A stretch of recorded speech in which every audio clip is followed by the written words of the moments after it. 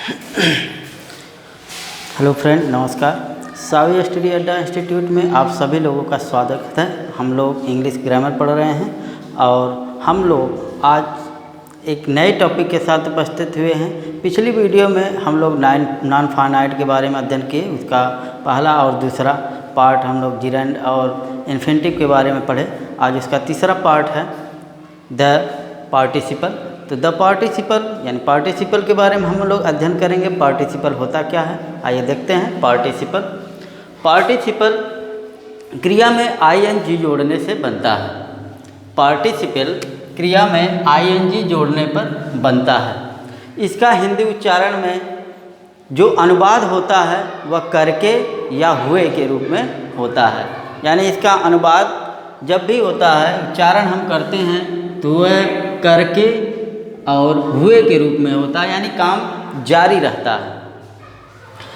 इसके 3 पार्ट होते हैं पार्टिसिपल के: प्रेजेंट पार्टिसिपल, पास्ट पार्टिसिपल और परफेक्ट पार्टिसिपल। प्रेजेंट पार्टिसिपल जो होता है, जिस प्रकार जिरेंड में हम लोग वर्ब को नाउन के रूप में या वर्बल नाउन के रूप में हम इसका प्रयोग करते हैं, इसको वर्बल नाउन कहा जाता है, उसी प्रकार यह भी एक वर्बल नाउन होता है। यह पार्टिसिपल भी वर्बल नाउन के नाम से जाना जाता है। और यह वर्बल जो पार्टिसिपल होता है, यह एक एडजेक्टिव होता है।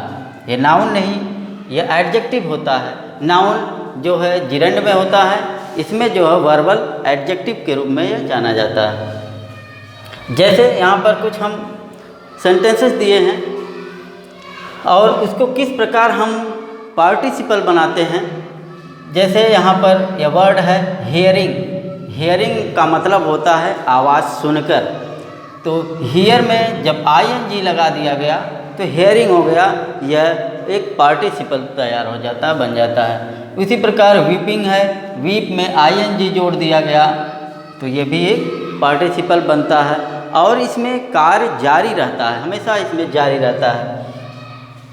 इसमें कार्य जारी रहना प्रकट करता है। जैसे hearing the noise, hearing the noise the boy woke up, आवाज़ सुनकर लड़का जग गया। या seeing my father I came out, seeing my father I came out, अपने पिता को देखकर मैं बाहर आ गया। तो यहाँ पर सीइंग का प्रयोग, यानी कि सी में आईएनजी जोड़ा गया, यहाँ पर हेयर में आईएनजी जोड़ा गया है, जो पार्टिसिपल का काम किया है। और आप लोग नॉन फाइनाइट में अच्छी तरह से जानते हैं कि नॉन फाइनाइट जो है संज्ञा के रूप में भी यूज किया जाता है, सब्जेक्ट के रूप में भी यूज किया जाता है। तो यहाँ पर सब्जेक्ट के रूप में यह यूज हुआ है। इसके जो पहला पार्ट है वह प्रेजेंट पार्टिसिपल है। जो हियरिंग, एक बार फिर से हम इसको दोहराना चाहेंगे। जो प्रेजेंट पार्टिसिपल है, इसमें जो है जिरेंड की तरह ये भी काम करता है। और पार्टिसिपल भी एक वर्बल एडजेक्टिव होता है। जैसे हियरिंग हो गया या विपिंग हो गया, या यह कहें कि जब भी इनका प्रयोग होता है तो यह नाउन के रूप में प्रयोग किया जाता है। दूसरा पार्ट इसका पास्ट पार्टिसिपल, इसमें जो कार्य होता है वह समाप्त होता है, यानी कि यह कार्य यह पास्ट टेंस में होता है, समाप्त होता है। जैसे पास्ट इसमें दिया है, पास्ट पार्टिसिपल में क्रिया वर्ब का थर्ड फॉर्म, यानी कि जब भी हम पास्ट पार्टिसिपल की बात करें तो उसमें जब भी इसका प्रयोग किया जाता है, इसमें वर्ब का तीसरा रूप ही यूज किया जाता है। इसका प्रयोग तीसरे रूप में किया जाता है और इससे जो बने वर्ब होते हैं यह एडजेक्टिव का काम करते हैं। जैसे the wounded soldier died in the hospital, घायल सिपाही अस्पताल में मर गया। तो यहाँ पर जो वुंडेड है, द वुंडेड यानी कि यह नाउन का भी काम कर रहा है, यहाँ पर नाउन का काम किया और एडजेक्टिव का भी काम किया है।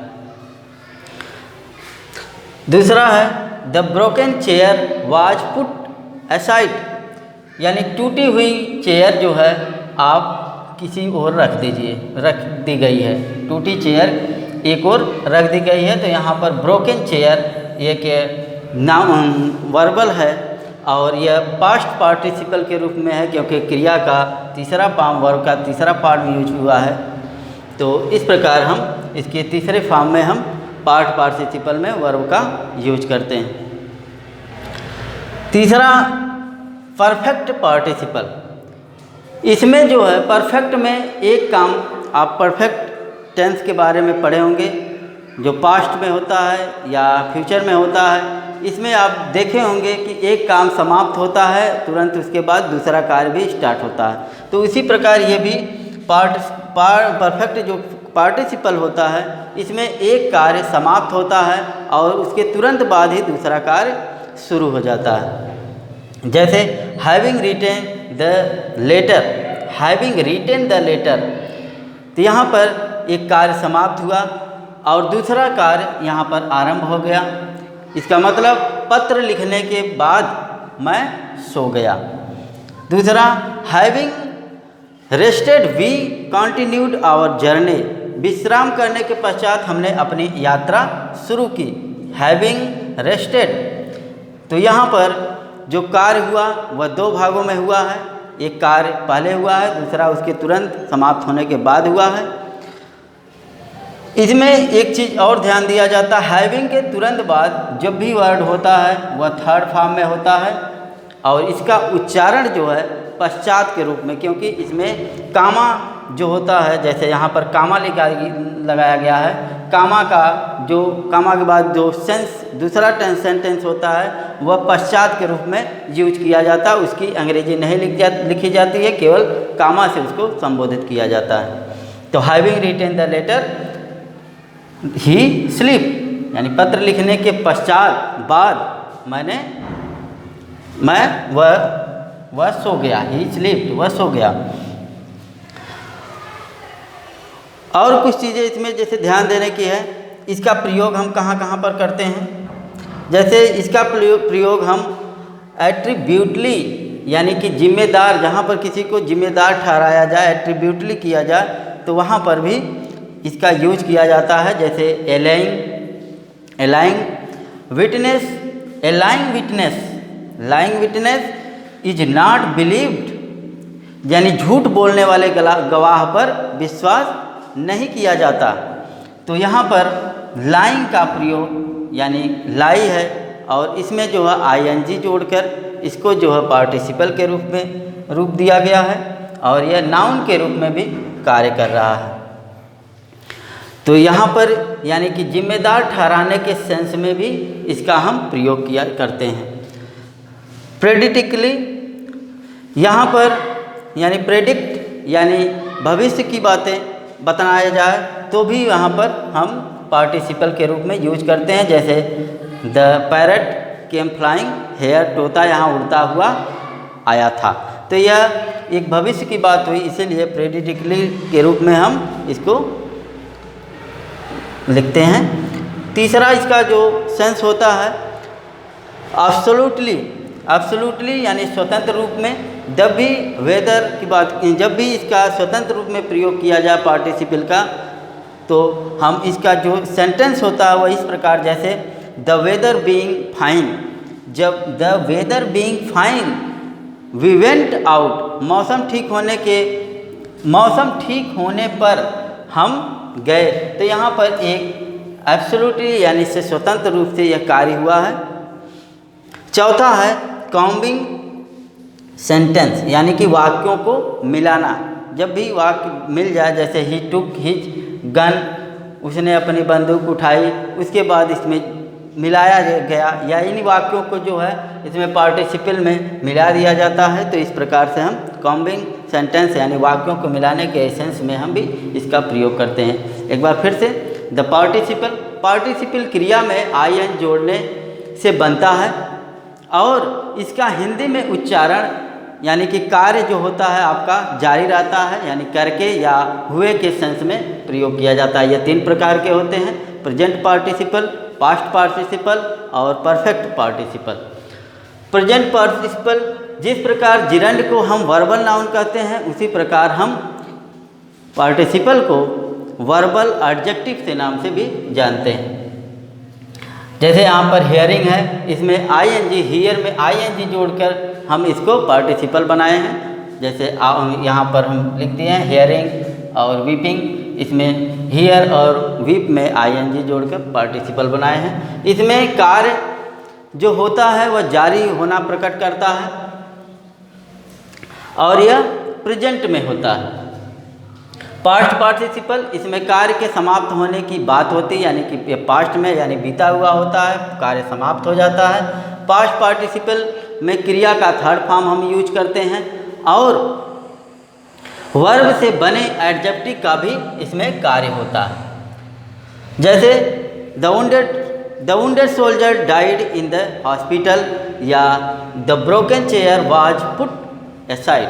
तो इस प्रकार से हम वाक्य का अनुवाद करते हैं, इसमें हम सेंटेंस बनाते हैं। और तीसरा है इसका परफेक्ट पार्टिसिपल। परफेक्ट में 2 कार्य होता है, एक कार्य समाप्त होने के तुरंत पश्चात दूसरा कार्य समाप्त होता है। इसमें